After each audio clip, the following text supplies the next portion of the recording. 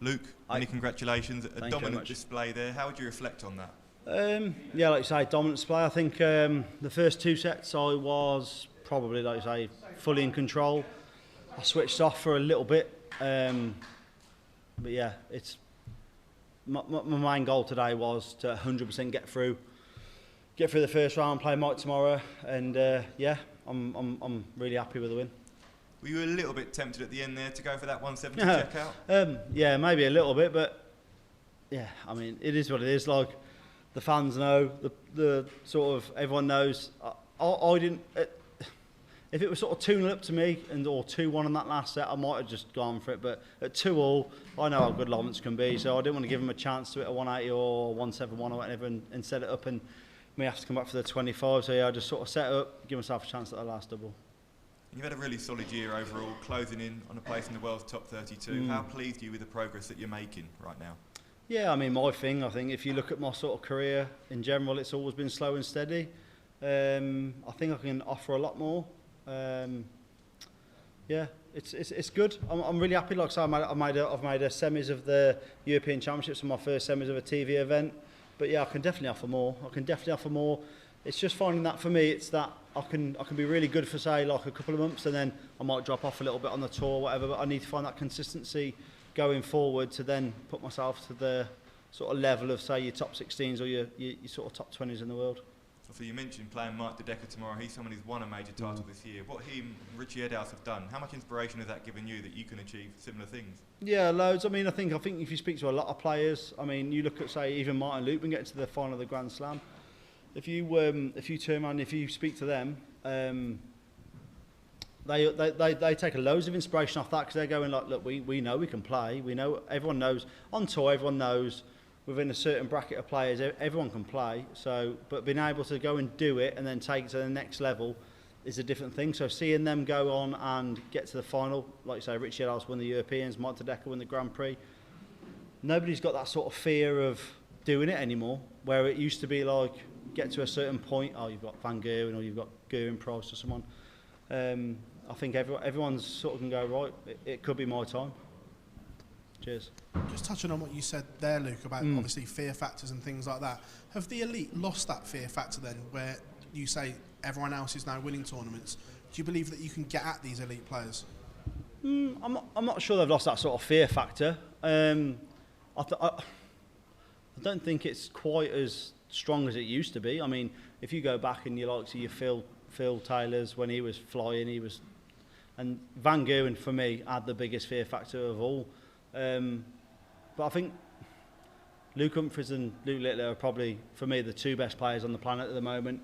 So everyone knows they've got that sort of aura, if you like, where they can go on. But I think more players now are realising if you put some work in and you keep your calm, you go at certain tournaments, anyone can have a good run in a tournament. The game itself there, did you kind of switch off maybe in that last set, because you were so dominant, your average plummeted, and it almost, was it too easy for you at one point? I'm not saying it was too, I definitely switched off. I switched off a little bit thinking I felt so comfortable. I mean, I've put in so much work the last, say, 4 to 6 weeks playing, and I went up and it really showed to start with. I thought, I'm playing lovely here. And I think, like I said, did I win? I think I won 6 legs on the bounce, or 7 legs on the bounce. So, yeah, I definitely switched off, which is my own fault. You should never switch off against anybody. So, yeah, everyone's always learning, I think. So, yeah, I 100% switched off a little bit. So, hopefully, tomorrow, I won't do that. You were the favourite today. Tomorrow, you'll probably be the underdog against Mike. Do you approach it differently, and do you prefer playing that underdog role? It doesn't. No, it doesn't really affect me too much, really. I've played Mike, I don't know, say 6 or 7 times over the last couple of years. Granted, he's obviously gone and won the Grand Prix and stuff. So, but yeah, I mean, I suppose he's going to be the favourite. My only other thing with the Worlds is if you're not the seed, I've had a game now. So I've had a game. I've gone on the stage. I've played on the stage. I know what the atmosphere is like and stuff like that. So if that is that sort of thing might play into my hands slightly, but I'm going to expect Mike to turn up tomorrow and play lovely. He played lovely at the Players' Championships every week. Yeah, so I'm going to have to play well tomorrow. Cheers. Luke, you said there about the last 4 to 6 weeks you've put in a lot of work. Just run us through what that looks like and what the preparation's been like for yourself. Yeah, I mean, I won't go on like all year that I practice loads. I practice, but like these last sort of 4 to 6 weeks, I thought, right, I'll do sort of 3 to 4 hours a day. I've been in under practice with Damon Hetter. I've been in under practice with a few other people as well, and it's just more knowing that, especially for somebody that's not like a top, say like a top player, top 16, top 8, for the Worlds, for someone outside the top 32 in the world, if you have a good run here, it can completely change your year, change your life. You all of a sudden get put into the seedings and the rankings for other events and stuff. So I just don't want to leave no sort of stone unturned. I just wanted to make sure I'd done enough work, and I'm not going to come here thinking, oh, I wish I'd have practiced a little bit more, because I'd have been daft. We talked about the likes of Richie Woodhouse winning a major, Mike Didecker's obviously in that as well. You mentioned Martin Lukeman making the Grand Slam final as well. When you look at what those players have done, they're in a similar position in the rankings to yourself. Do you look at them as an inspiration, as something that you can reproduce? Yeah, I mean, yeah, you can look at it inspiration sort of thing, but like I've said before, I think any player on tour, sort of there's so many players that can play well. You've only got to look at, I think I don't know off the top of my head, but I think this year Pro Tours, how many Pro Tours have been won, Players Championships have been won by different players? How many? So I mean, at the moment the tour's very open until you do get to the big sort of your match plays, your World Championships, all them, and then the top boys will sort of show their class as the events go on. But I'm not saying it's completely open, but there's definitely chances for anyone from 32 to 64 to really have a go if you qualify for these events. Cheers. Luke, you said that your issue with your game is consistency, bringing that top level week in, week out, and on this big TV stage. Yeah. So how do you do that? What do you do when you're away from the hockey to try and make sure that your game is at your B game as a minimum every single game? Yeah, it's tough. I mean, I think last year for me was the first year where I've managed to sort of like, from my ranking, I've got into every single European event, and I think a lot of players say about the travel and stuff, it's difficult, but I think when you are travelling about and whatever, you need to put in the practice, and you need to practice all the time to be able to go to those events and really sort of take advantage of them all. So I think a lot of it is just generally putting in the practice, putting in the time, and yeah, just putting in the effort and making sure you're putting enough work where you can compete with these top players all the time. How tough is it sometimes to find that motivation? Because we get a lot of people who always say, I need to put in the practice, but actually saying that and then doing that are two different things, because sometimes it can just be a bit tedious, I would imagine, just throwing out a board when you're not in a competition.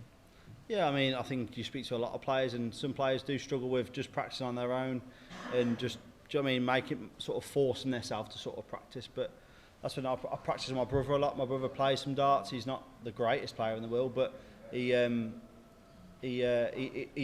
does play darts. So I'll go around his and practice, and I'll practice with a few other people. But look, if you're not gonna sort of go out and practice or put the hours in, this top level, there's only very few at the top level that will be able to do it naturally. Very, very few. So for the likes of myself and whatever, I've got to go and put in the work to try and get further at the rankings. Cheers, Luke. Thank you. Cheers, thank you.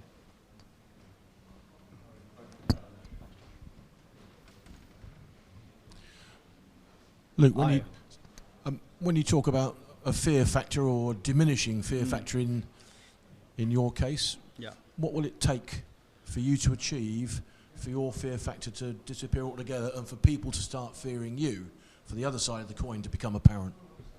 Yeah, I mean, I don't know. I'm not sure about me having a fear factor as such. I just think because we play so much now and there's so many European tours, there's so many events, I think everybody plays everybody now a lot more than they used to. So I don't think the fear factor is as high as it used to be, say, when Phil played years ago. Somebody might only play Phil once every 18 months or twice every 18 months. Now players are playing. If you get through to the latter stages, you might be playing the Humphreys or Luke Littler or Van Gerwen or Gerwen Price. You might be playing them 5 or 6 times a year. So as much as good as they are, that sort of fear of not being able to beat them, I think it is sort of.